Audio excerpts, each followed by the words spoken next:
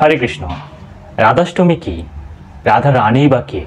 শাস্ত্রে কি রাধা রানী সম্পর্কে কোনো কিছু বলা আছে? রাধাষ্টমী ব্রত পালন করলে কি ফল লাভ হবে, আবার ব্রত পালন না করলে কত বড় দুর্ভোগ লাভ করতে হবে, সে সম্পর্কে আজকের এই ভিডিওতে। এবং আমরা আরও জানব যে এই ব্রত কিভাবে আমরা পালন করতে পারি। তো চলুন শুরুতেই আমরা জেনে নিই যে রাধাষ্টমী কি। রাধাষ্টমী হচ্ছে শ্রীমতী রাধারানীর আবির্ভাব তিথি, এবং এই তিথিতে বৈষ্ণবগণ, সনাতনী ধর্মাবলম্বী মানুষরা মহা সমারোহে এই তিথি পালন করেন, এবং এই দিনটিকে অর্থাৎ শ্রীমতী রাধারানীর আবির্ভাব তিথিকেই বলা হচ্ছে রাধাষ্টমী। রাধারানীকে শাস্ত্রে কি রাধারানী সম্পর্কে কোনো কিছু বলা আছে? রাধারানী ভাদ্র মাসের শুক্লা অষ্টমী তিথিতে অনুরাধা নক্ষত্রে সোমবার মধ্যাহ্নে ব্রজমণ্ডলে গোকুলানন্দের অনতি দূরে রাভেল নামক গ্রামে শ্রী বিষভানু রাজা এবং কীর্তিতা মায়ের ভবনে আবির্ভূত হন। রাধা শব্দের উৎপত্তি রাধ ধাতু থেকে। রা শব্দের অর্থ ব্রহ্মাণ্ড এবং ধা শব্দের অর্থ ধারণ করা বা আরাধনা করা, অর্থাৎ রাধা শব্দের অর্থ যিনি পরমেশ্বর ভগবান শ্রীকৃষ্ণের আরাধনা করেন অথবা যিনি এই বিশ্বকে ধারণ করেন, তিনি হচ্ছেন শ্রীমতী রাধারানী। শ্রী শ্রী চৈতন্য চৈতামৃতে বলা হয়েছে, রাধা পূর্ণ শক্তি, কৃষ্ণ পূর্ণ শক্তিমান, দুই বস্তু ভেদ নাহি শাস্ত্রের প্রমাণ। রাধা কৃষ্ণ ঐসে সদা একই স্বরূপ, নীলারস আস্বাদিতে ধরে দুই রূপ।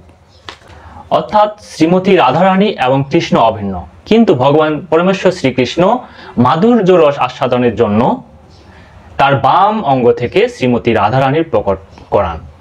পদ্মপুরাণে বলা হয়েছে, যে মূঢ় মানুষ রাধাষ্টমী ব্রত করে না, সে শতকোটি কল্পেও নরক থেকে নিস্তার পেতে পারে না। মনে রাখবেন, এক কল্প সমান 432 কোটি বছর। এরকম শত কোটি বছর, শত কোটি কল্প, ভাবুন কতটা সময় হতে পারে।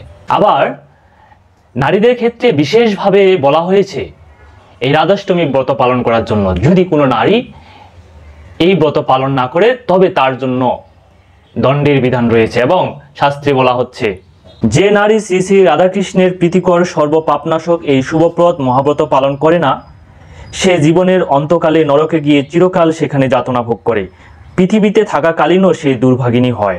এই মহাব্রত করলে শ্রী শ্রী রাধাকৃষ্ণের অভয় পাদপদ্মে অচলা ও অব্যভিচারিণী ভক্তি লাভ হয়ে থাকে। তো যাই হোক, আপনাদেরকে ভীত করা আমার উদ্দেশ্য নয়। আমরা এতক্ষণ জানলাম যে শ্রীমতী রাধারানীর রাধাষ্টমী ব্রত পালন না করলে আমাদের কি ক্ষতি হয়। এরকম আরও অনেক শাস্ত্রের বর্ণনা রয়েছে, আমি দুটো দিলাম।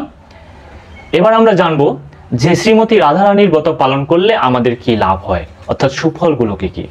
শাস্ত্রে বর্ণিত রয়েছে যে লক্ষ লক্ষ একাদশী ব্রত পালন করলে যে লাভ হয়, যে ফল লাভ হয়, তার চেয়েও অধিক ফল লাভ হয় আমরা যদি শুধুমাত্র রাধারানীর একটি ব্রত পালন করি। আবার বলা হয়েছে যে পর্বত সম স্বর্ণ দান করলে যে ফল লাভ হয়, রাধারানীর একটি ব্রত পালন করলে অর্থাৎ রাধাষ্টমী ব্রত পালন করলে তার চেয়েও 100 গুণ ফল লাভ হয়। ভাবুন, আপনারা 1 ভরি স্বর্ণ নিতে গেলে আপনাদেরকে 90 থেকে 1 লাখ টাকা পেমেন্ট করতে হবে। তাহলে পর্বত সম স্বর্ণ প্রদান করলে আপনারা কতটা পূর্ণ ফল লাভ করবেন ভাবুন। শ্রীমতী রাধারানীর রাধাষ্টমী ব্রত পালন করলে ব্রহ্মহত্যা, গোহত্যা এরকম ভয়ঙ্কর ভয়ঙ্কর পাপও বিনষ্ট হয়ে যায়, এবং সমস্ত জীব সমস্ত পাপ থেকে কুলস মুক্ত হয়। শাস্ত্রে আবার বর্ণিত হয়েছে যে সহস্র কন্যাদানের ফল বা সহস্র কন্যাদানের ফলের সমান ফল এই রাধাষ্টমী ব্রত পালন করলেই প্রাপ্ত হওয়া যায়। আপনারা হয়তো জানেন না যে এই ব্রহ্মাণ্ডে 350 কোটি পূর্ণ তীর্থস্থান রয়েছে। আপনারা যদি এই রাধাষ্টমী ব্রত পালন করেন তবে এই 350 কোটি তীর্থের যে পুণ্যের ফল, সেই পুণ্য ফল আপনারা অর্জন করবেন বা লাভ করবেন। এছাড়াও আরো অনেক অনেক অফার শাস্ত্রে দেওয়া রয়েছে, আমি কয়েকটি অফার আপনাদের সামনে তুলে ধরলাম। চলুন আমরা কিভাবে রাধাষ্টমী ব্রত পালন করতে পারি, বিধি বা নিয়ম কি, নিষেধ কি, আমরা বাড়িতেই আমরা কিভাবে শ্রীমতী রাধারানীর রাধাষ্টমী ব্রত পালন করতে পারি সে সম্পর্কে আমরা একটু আলোচনা করি। যেদিন রাধাষ্টমী তার আগের দিন হয় শ্রীমতী রাধারানীর অধিবাস। এই অধিবাসের দিনই আপনাকে অবশ্যই নিরামিষ খেতে হবে। ভগবানের প্রসাদ খেতে পারলে আরো অনেক ভালো হয়। যদি কেউ ভগবানের প্রসাদ পেতে না পারেন তবে অবশ্যই এটাকে কনফার্ম করতে হবে যেন আপনারা নিরামিষ খান। এবং সেই দিন আপনাদেরকে শ্রী রাধারানীর অধিবাস করতে হবে। শ্রী রাধারানীর অধিবাস করার অনেক বিধি আছে, নিয়ম আছে। আপনারা যদি সে সমস্ত নাও করতে পারেন, তবে আপনারা হরে কৃষ্ণ মহামন্ত্র জপের মাধ্যমে, কীর্তনের মাধ্যমে, হ্যাঁ, পরিবারের সকলকে নিয়ে সমবেত হয়ে এই অধিবাস কীর্তন এভাবেই করবেন। অধিবাসের দিন আপনাদেরকে অবশ্যই সংকল্প গ্রহণ করতে হবে এবং সেদিন আপনারা শ্রীমতী রাধারানীকে পুষ্পাঞ্জলি নিবেদন করে এই মন্ত্রটির মাধ্যমে আপনারা সংকল্প গ্রহণ করবেন। চলুন কিভাবে আমরা সংকল্প গ্রহণ করব আমার সাথে সাথে বলবেন। ভাদ্র মাসে শুক্ল পক্ষে অষ্টমা তিথৈ অচ্যুত গোত্র জয়দেব রায় রাধাষ্টমী ব্রতম অহম করিষ্যে। দেখেন, আমি যে মন্ত্রটা বললাম, অষ্টমা তিথৈ ড্যাশ গোত্র, এই ড্যাশ গোত্রে যারা বৈষ্ণব, যারা কৃষ্ণের আরাধনা করেন তারা অচ্যুত গোত্র লাগাবেন এবং যারা অন্যান্য গোত্রের তারা তাদের নিজ নিজ গোত্র বলবেন এবং পরবর্তী যে ড্যাশটি রয়েছে এই পরবর্তী ড্যাশে আপনারা আপনাদের নিজ নাম বলবেন। এভাবে আপনারা সংকল্প গ্রহণ করবেন। রাধাষ্টমীর দিনে আপনারা ভোরবেলা স্নান করবেন। স্নানের পর অবশ্যই তিলক পরিধান করবেন এবং আচমন করবেন। এরপর ভগবানের কক্ষে গিয়ে ভগবানকে জাগিয়ে তুলবেন, ভগবানের অর্চন করবেন এবং ভগবানকে সুন্দর সুন্দর প্রসাদ নিবেদন করবেন। সরি, প্রসাদ না, অ্যাকচুয়ালি ভোগ নিবেদন করবেন। ভোগে আপনারা দিতে পারেন পায়েস, মিষ্টান্ন, রাবড়ি, ক্ষীর, এ সমস্ত, অর্থাৎ ভগবানের প্রিয় যে খাদ্য সামগ্রী রয়েছে সেই খাদ্য সামগ্রী ভগবানকে আপনারা ভোগ নিবেদন করতে পারেন। এরপরেই আপনারা মঙ্গল আরতি করবেন। মঙ্গল আরতির শেষে আপনারা তুলসী আরতি করবেন। তুলসী আরতির শেষে আপনারা বাড়িতে বসে সকলেই মিলে শ্রীমদ্ ভগবত গীতা পাঠ করবেন এবং বেশি বেশি জপ করবেন।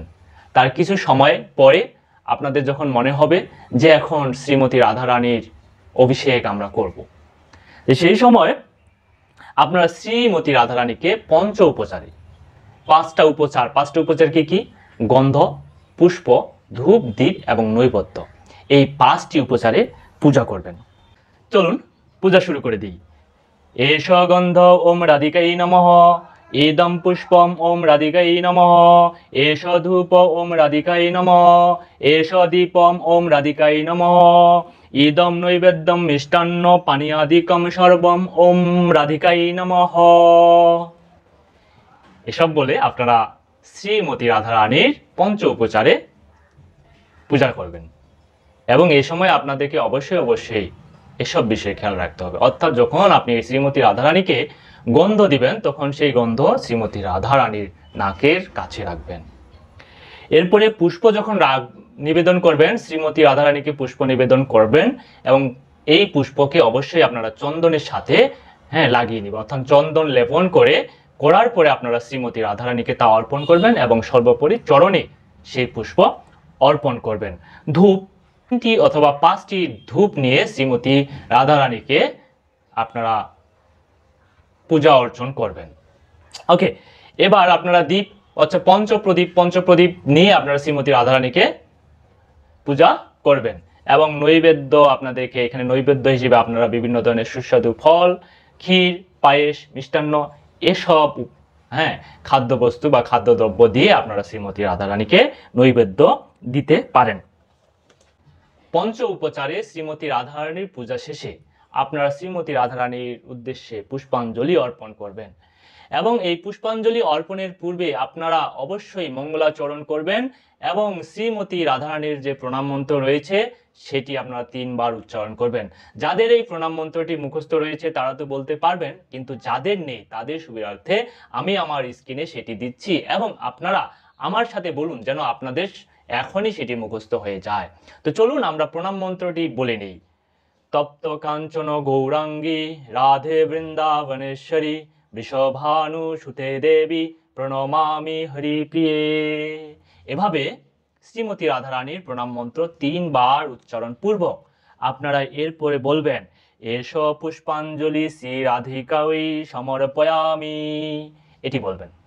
ওকে, সবশেষে আপনারা শ্রীমতী রাধারানীকে অভিষেক করাবেন এবং এই অভিষেক আপনারা করতে পারেন পঞ্চগব্য, পঞ্চামৃত অথবা পঞ্চফলের রস দ্বারা এবং অভিষেকের পরপরই আপনারা শ্রীমতী রাধারানীকে তার প্রিয় খাবার যেমন রাধা বল্লভী বা কচুরি বা দই বড়া ইত্যাদি প্রিয় খাবার রয়েছে। প্রিয় ফুল যেমন জুই, পদ্ম এবং স্বর্ণচাপা রয়েছে। আবার আপনার প্রিয় ফল আতা, করমচা এবং সবেদা এসব ফল নিবেদন করতে পারেন। মানে এইভাবে আপনারা পর্যায়ক্রমে ক্রমে ক্রমে ক্রমে শ্রীমতী রাধারানীর পূজা করবেন এবং রাধারানীর সেবায় নিজেকে নিয়োজিত রাখবেন। এখন কথা হচ্ছে সবকিছুই যেহেতু শেষ হয়ে যাচ্ছে, তাহলে কি খাওয়া দাওয়ার পালা? এখন কি আমরা খেয়ে নিব? আমরা কখন আমাদের উপবাসটা ভাঙবো? সেটি মোস্ট ইম্পর্টেন্ট একটি প্রশ্ন। দেখেন, এখানে শ্রীমতী রাধারানীর উপবাস অনেকে অনেকভাবে করে। যেমন ইসকন ভক্তরা মধ্যাহ্ন পর্যন্ত উপবাস থাকে, অর্থাৎ শ্রীমতী রাধারানীকে তারা অভিষেক করার পরই চরণামৃত আস্বাদনের মাধ্যমে, চরণামৃত পাওয়ার মাধ্যমে তারা তাদের উপবাস ভঙ্গ করে থাকেন এবং পরবর্তীতে তারা মহাপ্রসাদ আস্বাদন করে থাকেন। কিন্তু যারা ইসকনের সাথে যুক্ত না, যারা অন্যান্য সম্প্রদায়ের বা অন্যান্য সোসাইটি, তারা অবশ্যই আপনাদের সোসাইটি বা আপনাদের গুরুদেব যে নির্দেশনা আপনাদেরকে দিয়েছেন সেই নির্দেশনা মোতাবেক আপনারা পালন করবেন। এবং অধিকাংশ ক্ষেত্রে দেখা যায় যে অন্যান্য সম্প্রদায়ে যারা আছে তারা শ্রীমতী রাধারানীর জন্য পুরো দিন এবং পুরো রাত উপবাস থাকেন এবং রাত্রি জাগরণ করে থাকেন। ভোরবেলায় আপনারা আবার কি করবেন? স্নান করবেন, তিলক পরবেন এবং আচমন করে আপনারা ভগবানের যে মঙ্গল আরতি, সেই মঙ্গল আরতি করবেন। মঙ্গল আরতি শেষে আপনারা শ্রীমতী রাধারানী এবং ভগবান শ্রীকৃষ্ণের উদ্দেশ্যে অর্পণকৃত যে মহাপ্রসাদ, সেই প্রসাদ আপনারা গ্রহণ করবেন। এবং এইভাবেই আপনারা শ্রীমতী রাধারানীর রাধাষ্টমী বাড়িতে বসেই আপনারা করতে পারেন। হরে কৃষ্ণ, সকলকে কৃষ্ণপ্রীতি শুভেচ্ছা এবং রাধাষ্টমীর অগ্রিম শুভেচ্ছা ও কৃষ্ণপ্রীতি জানিয়ে আজকে বিদায় নিচ্ছি।